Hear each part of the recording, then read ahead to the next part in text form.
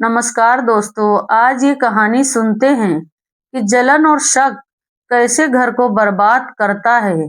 ये कहानी एक छोटे से शहर में रहने वाले विजय की है, जो अपनी बहन सलोनी के साथ एक साधारण घर में रहता था। विजय की जिंदगी सामान्य थी, जब तक सलोनी अपने दोस्त ज्योति को घर नहीं लाई। ज्योति पहली नजर में ही अलग लगी, जैसे कोई सपना हो। उसका चेहरा खूबसूरत था, आंखों में शांति थी, लेकिन चेहरे पर छुपा दर्द साफ दिखता था। उस दिन जब वो घर आई, सलोनी के साथ दरवाजे पर खड़ी थी। जैसे ही ज्योति ने कदम रखा, एक ठंडी हवा का झोंका विजय के दिल से टकराया।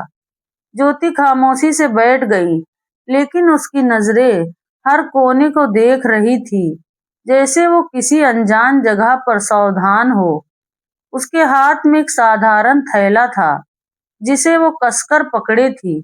उसकी बातें संक्षिप्त, नरम और गहरी थी, जो दिल को छू जाती थी। विजय ने महसूस किया कि ज्योति की हर बात के पीछे कोई गहरा राज छुपा था। विजय ने ज्योति को अपनी जिंदगी का हिस्सा बनाने की कोशिश की।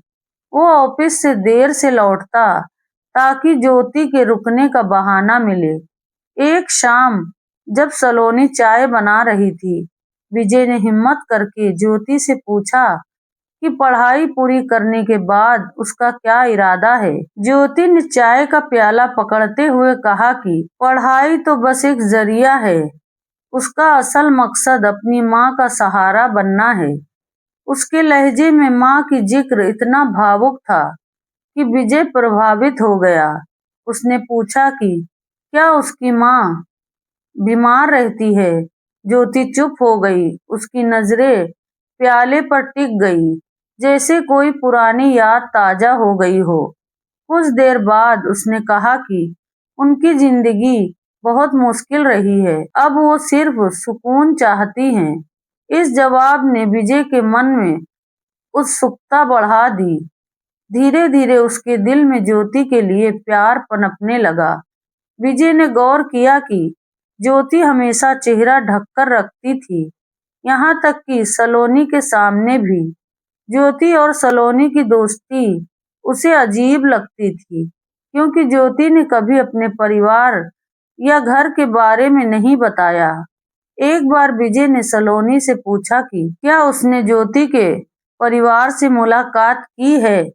सलोनी ने बताया कि ज्योति का परिवार बहुत सख्त है, वो सिर्फ दरवाजे तक जाती है और ज्योति बाहर आ जाती है। सलोनी ने कहा कि उसकी दोस्ती एक शादी में हुई थी, लेकिन ज्योति हमेशा कहती है कि उसका परिवार बाहर कम जाता है। ये बात विजय को खटकती थी। उसने मजाक में सलोनी से कहा कि कहीं ज्योति भगौड़ा तो नहीं। सलोनी हंस पड़ी, लेकिन ज्योति के चेहरे पर एक पल के लिए डर की छाया दिखी, जो तुरंत गायब हो गई। विजय ने कई बार ज्योति से उसके घर का पता पूछने की कोशिश की, लेकिन वो हर बार बात को टाल देती।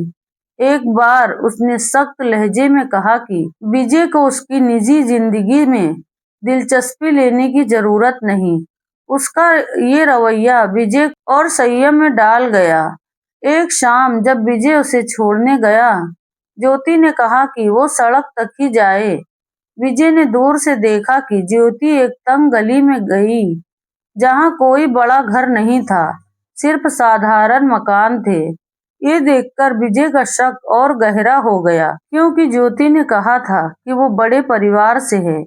फिर भी उसका प्यार इस शक पर भारी पड़ता था। विजय की दिलचस्पी बढ़ती गई और प्यार गहरा होता गया। उसने सलोनी से भी ये बात छुपाई कि वो ज्योति को अपनी जीवन साथी बनाना चाहता है। उसने अपने एक दोस्त, जो निजी जासूसी करता था, उससे ज्योति के बारे में पता लगाने को कहा। दोस्त ने बताया कि ज्योति का कोई रिकॉर्ड नहीं मिला, जैसे वो कहीं मौजूद ही न हो।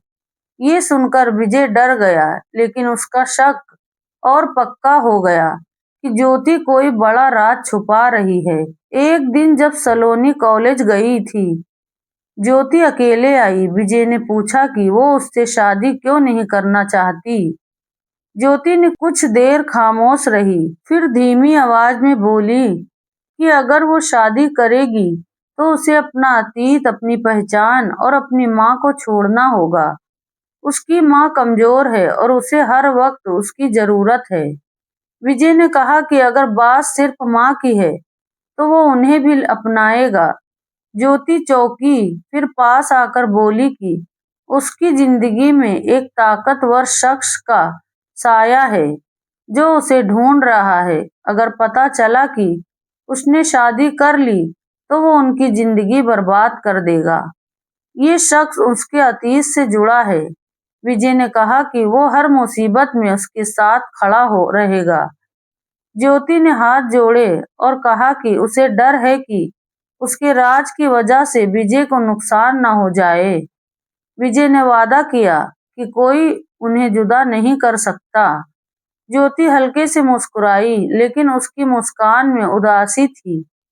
उसने कहा कि वो तब आएगी जब वो अपने अतीत को भूल जाएगी। इसके बाद ज्योति 4 हफ्ते तक नहीं आई। ये इंतजार विजय के लिए बहुत मुश्किल था। उसे डर था कि ज्योति अपने राज के साये में खो गई है। एक शाम ज्योति अचानक दरवाजे पर आई। उसके हाथ में एक छोटा बैग था। चेहरा डरा हुआ और सांसें तेज। उसने बताया कि उसने अपना घर छोड़ दिया है और अब उसके पास कोई ठिकाना नहीं। वो थकी और टूटी हुई लग रही थी। विजय ने उसका चेहरा देखा, उसका डर और उसकी गुहार महसूस की। उसने कहा कि अब ज्योति यहीं रहेगी।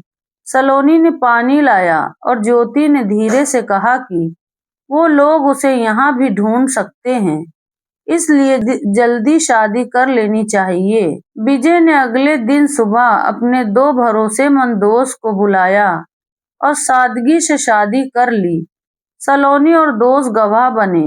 शादी के बाद विजय ने ज्योति का हाथ चूमा और उसे यकीन दिलाया कि वो उसका रक्षक है। ज्योति ने आंसू पोंछे और कहा कि उसे डर है, लेकिन विजय के साथ रहने से सुकून मिलता है।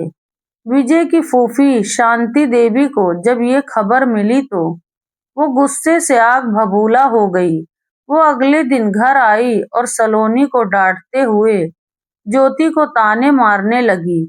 उन्होंने कहा कि इस लड़की का कोई परिवार नहीं, इसने खानदान की इज्जत मिट्टी में मिला दी। विजय ने सख्ती से कहा कि ज्योति उसकी पत्नी है और उसने कोई गलती नहीं की। शांति देवी ने तंज कसा कि विजय के पिता ने भी ऐसी ही औरत से शादी की थी, जो बाद में बदनाम निकली। ये सुनकर विजय के पुराने जख्म हरे हो गए।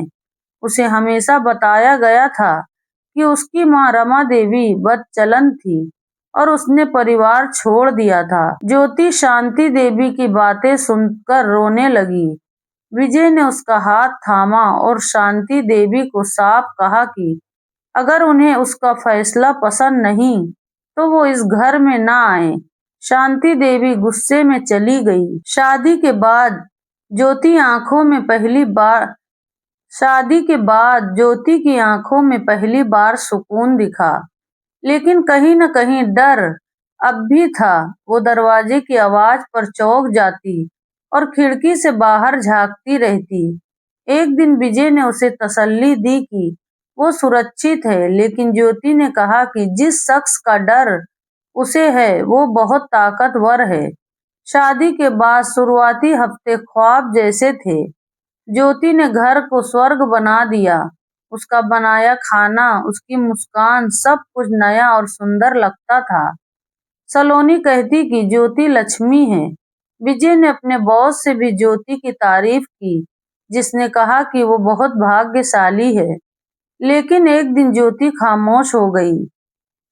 वो उदास बैठी थी, आंखें सूजी हुई थी। उसने बताया कि उसकी माँ बीमार और अकेली है। उसे रोज उनकी देखभाल के लिए जाना पड़ता है। विजय ने कहा कि वो अपनी माँ को घर ले आए। ज्योति ने मना किया, कहा कि उनकी माँ किसी से नहीं मिल सकती। उनकी बीमारी ऐसी है कि वो शोर और लोगों को बर्दाश्त नहीं कर सकती। उसने सुझाव दिया कि छत पर एक छोटा कमरा बनवा दे ताकि वो अपनी माँ की देखभाल कर सके। विजय ने हामी भर दी, लेकिन मन में शक था कि ज्योति कुछ छुपा रही है। अगले दिन विजय ने ठेकेदार को बुलाकर छत पर कमरा बनवाना शुरू किया। ज्योति खुश थी और मजदूरों की मदद करती। सलोनी ने कहा कि ज्योति कितनी नेक दिल है, जो अपनी माँ का इतना ख्याल रखती है। एक हफ्ते में कमरा तैयार हो गया। ज्योति ने उसे सजा लिया और कहा कि वो अपनी माँ को लाएगी, लेकिन उनकी हालत ऐसी है कि कोई उन्हें नहीं देख सकता। विजय ने पूछा कि ऐसी क्या बीमारी है, लेकिन ज्योति ने सिर्फ इतना कहा कि वो बहुत कमजोर हैं और शोर बर्दाश्त नहीं कर सकती। अगली सुबह एक पुरानी वैन गली में रुकी। ज्योति ने विजय से ऑफिस जाने को कहा। विजय ने देखा कि ज्योति और सलोनी ने एक कंबल में लिपटी चीज को सावधानी से उठाया। उसे लगा कि शायद ये ज्योति की माँ है। जब वो ऑफिस से लौटा, ज्योति ऊपर थी। सलोनी ने बताया कि उसकी माँ आ चुकी है। विजय ने सास से मिलने की कोशिश की, लेकिन ज्योति ने घबराते हुए मना किया। कहा कि उनकी माँ नींद में है और उनकी हालत नाजुक है। विजय रुक गया, लेकिन मन में खटका था। रात को ऊपर से हल्की आहट सुनाई दी, जैसे कोई सिसक रहा हो। विजय ने सलोनी से पूछा, लेकिन उसने कहा कि ज्योति ने माँ को देखने से मना किया है। विजय का शक बढ़ गया। अगले दिन ज्योति का ज्यादातर वक्त ऊपर बीतता था। वो नीचे सिर्फ खाने पीने वो नीचे सिर्फ खाने पीने या थोड़ी बातचीत के लिए आती। विजय ने देखा कि वो पुरानी चादरों में लिपटी चीजें ऊपर ले जाती थी। उसने सलोनी से पूछा, लेकिन उसने नजरें चुराते हुए कहा कि उसे कुछ नहीं पता। एक दिन विजय चुपके से ऊपर गया और दरवाजे की झिरी से झांका। कमरा अंधेरे में डूबा था, बिस्तर खाली था, लेकिन फर्श पर एक कंबल हिल रहा था। तभी एक आवाज आई कि उसे बाहर निकालो, उसे घुटन हो रही है। ये आवाज किसी बूढ़ी औरत की नहीं, बल्कि अधेड़ उम्र की थी। विजय का दिल धड़क गया। वो जल्दी से नीचे आ गया। डर था कि ज्योति उसे देख ना ले। उसने फैसला किया कि वो ज्योति से सच पूछेगा। कुछ दिन बाद शांति देवी फिर आई। उन्होंने ज्योति की माँ से मिलने की जिद की। ज्योति ने मना किया, लेकिन शांति देवी ने तंज कसा कि जरूर जरूर कोई गड़बड़ है। विजय ने उन्हें डांटा और घर से जाने को कहा। उस रात ऊपर से भारी कदमों की आवाज आई। विजय ने ज्योति से पूछा, लेकिन उसने कहा कि कुछ राज नहीं खोले जाते, वरना उनकी जिंदगी बर्बाद हो जाएगी। विजय का डर बढ़ गया। एक रात ज्योति चुपके से किचन में गई और एक पुराने संदूक से एक तस्वीर और कागज निकाला। उसने तस्वीर देखकर रोते हुए कहा कि वो अपने बेटे को कभी नहीं भूल सकती। विजय हैरान रह गया। क्या ज्योति पहले शादीशुदा थी? उसने फैसला किया कि वो सच जानकर रहेगा। उसी रात दरवाजा जोर से बजा। सलोनी रोते हुए बोली कि ज्योति की माँ मर गई है। ज्योति ने विजय को ऊपर जाने से रोका, लेकिन वो नहीं माना।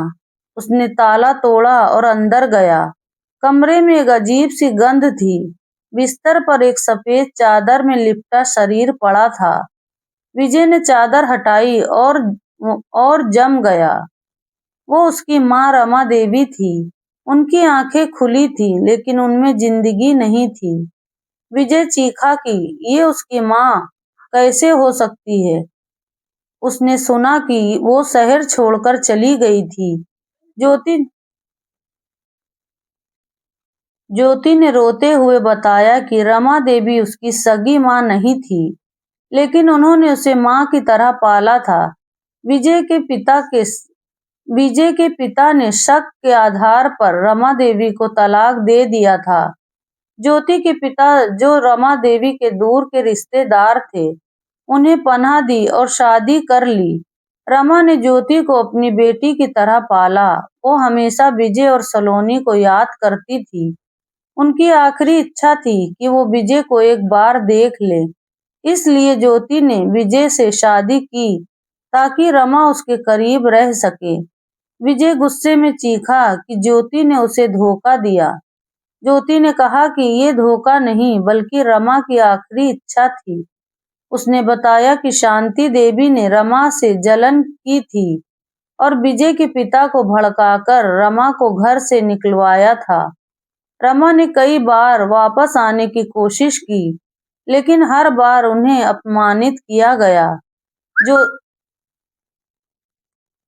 लेकिन हर बार उन्हें अपमानित किया गया। ज्योति ने कहा कि जिस शख्स का उसे डर था, वो उसके पिता का रिश्तेदार था, जो उससे जबरदस्ती शादी करना चाहता था। अगली सुबह विजय ने अपनी माँ का अंतिम संस्कार किया। उसने कफन को छुआ, खुद अंतिम संस्कार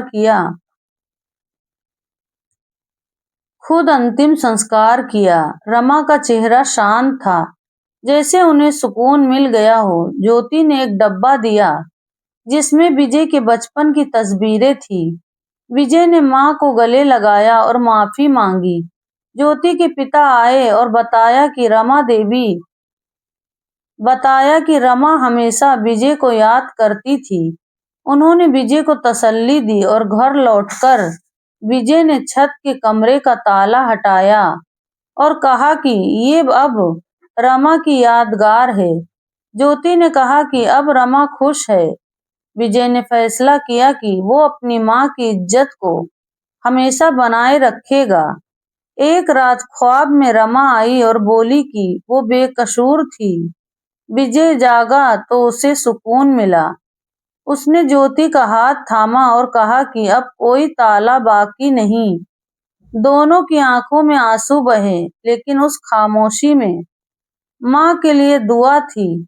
रमा देवी की जिंदगी एक ऐसी किताब थी जिसके पन्ने दर्द और बेकसूरी की सिहाई से लिखे गए थे।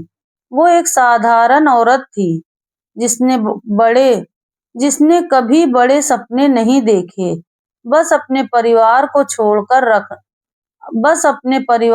जोड़कर रखना चाहा। विजय और सलोनी की माँ के रूप में उनकी दुनिया बच्चों की मुस्कान और पति के प्यार में बसी थी। लेकिन ये खुशी ज्यादा दिन नहीं रही। उनके पति को शांति देवी, उनकी अपनी ननद ने शक के बीज बो दिए। शांति को रमा की सादगी और प्यार से जलन थी। उसने अफवाह उड़ाई कि रमा का चरित्र ठीक नहीं, कि वो घर की इज्जत को दाग लगा रही है। इन बातों ने रमा के पति का भरोसा तोड़ दिया। एक रात जब चांद भी बादलों में छुपा था, रमा को घर से निकाल दिया गया। उनके आंसुओं की कोई कीमत नहीं थी, ना ही उनकी सफाई सुनी गई। रमा के पास सिर्फ एक छोटा सा थैला था जिसमें बच्चों की एक पुरानी तस्वीर थी। वो रात के अंधेरे में सड़कों पर भटकती रही, ठोकरें खाती, समाज के तानों से जख्मी होती। कोई रिश्तेदार, कोई दोस्त आगे नहीं आया। आखिरकार एक दूर के रिश्तेदार, ज्योति के पिता ने उन्हें पनाह दी। वो नेक इंसान था जिसने रमा की बेकसूरी को समझा और उससे शादी कर ली। लेकिन रमा का दिल कभी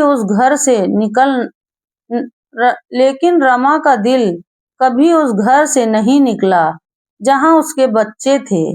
वो रात दिन विजय और सलोनी को याद करके रोती, उनकी तस्वीर को सीने से लगाकर सिसकियां भरती। वो कई बार अपने बच्चों से मिलने की कोशिश की। एक बार स्कूल के बाहर खड़ी रही, सिर्फ विजय की एक झलक पाने के लिए। लेकिन विजय ने उसे नहीं पहचाना। शांति ने बच्चों के दिमाग में माँ के खिलाफ जहर भर दिया था कि वो एक बदचलन औरत थी। रमा का दिल टूट गया। उसकी सेहत जवाब देने लगी। वो कमजोर होती गई, लेकिन उसका प्यार कभी कम नहीं हुआ। वो ज्योति को अपनी बेटी की तरह पालती, लेकिन अपने बच्चों की कमी उसे हर पल सताती। रमा ने ज्योति को अपने अतीत का बोझ दिया, ताकि वो विजय के करीब जाकर उसे सच बता सके। वो चाहती थी कि उसका बेटा एक दिन उसकी बेकसूरी को समझे, लेकिन बीमारी और दर्द ने उसे तोड़ दिया। छत के उस छोटे से कमरे में जहां वो ताले के पीछे छिपी थी, रमा ने आखिरी सांस ली। उसकी आंखें खुली थी, जैसे वो आखिरी बार विजय को देखना चाहती थी। उसकी सादगी एक दर्दनाक कहानी थी, जिसमें एक माँ को अपने बच्चों से जुदा कर दिया गया, सिर्फ शक और जलन की वजह से। उसका हर आंसू, हर सिसकी एक बेकसूर औरत की चीख थी, जो दुनिया ने जो दुनिया ने कभी नहीं सुनी। रमा देवी की कहानी सिखाती है कि शक और जलन किस कि शक और जलन कितनी विनाशकारी हो सकती है। शांति देवी की जलन और अफवाहों ने रमा को उसके बच्चों से जुदा कर दिया, उसकी जिंदगी को दर्द और अपमान से भर दिया।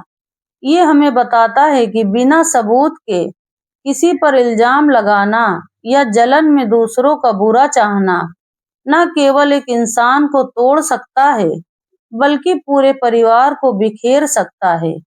रमा का दर्द इस बात की याद दिलाता है कि सच को समझने से पहले किसी की जिंदगी पर उंगली नहीं उठाना चाहिए, वरना उसका बोझ जिंदगी भर रहता है।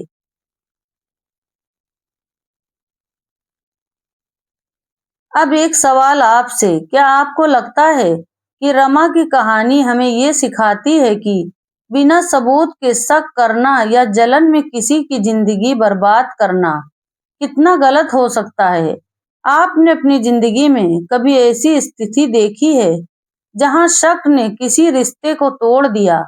तो साथियों, ये कहानी आपको कैसी लगी? कहानी अच्छी लगी तो नीचे कमेंट बॉक्स में जरूर बताएं और बेल आइकन दबाना ना भूलें। मेरे चैनल कहानी की शान को सब्सक्राइब करें। पूरी कहानी देखने का आप सबका दिल से धन्यवाद।